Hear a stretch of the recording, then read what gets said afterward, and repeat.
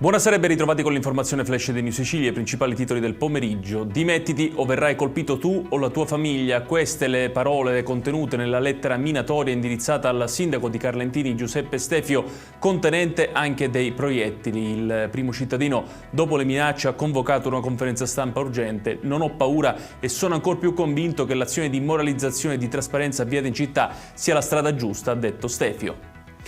Il procuratore di Palermo Maurizio De Lucia è intervenuto sui tanti episodi criminali avvenuti nel quartiere Zen. Si tratta di azioni legate a modelli che non sono di tipo mafioso ma di tipo mediatico e che rimandano al mondo dei social.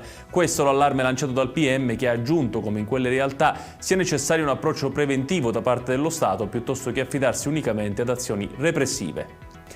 Prosegue l'inarrestabile corsa della variante K dell'influenza stagionale che sta mettendo in ginocchio gli ospedali siciliani. L'ultimo aggiornamento riguarda il pronto soccorso dell'ospedale Sant'Elia di Caltanissetta, che ha visto un aumento del 200% di accessi rispetto agli anni precedenti.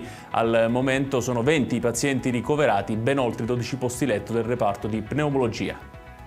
Alicudi, Filicudi, Panarea, Stromboli e Ginostra da oltre 60 ore non sono raggiunte dai mezzi di linea per via delle condizioni meteomarine, tra l'altro peggiorate nelle ultime 24 ore. Un isolamento che sta portando alla mancanza di generi di prima necessità, oltre che all'impossibilità di effettuare visite mediche per gli abitanti. E restiamo sul maltempo perché anche domani pioverà su quasi tutta la Sicilia. La bassa pressione che sta insistendo sulla regione porterà ancora cieli coperti e rovesci anche intensi. Continueranno anche le raffiche di vento che porteranno a un calo delle temperature nei valori minimi. Allerta meteo gialla su Catania, Messina, Palermo e Trapani. Ed è tutto per questa edizione. Tutti i dettagli su queste notizie li trovate come sempre sul nostro sito www.newsicilia.it. Grazie per averci seguito e buon proseguimento di serata.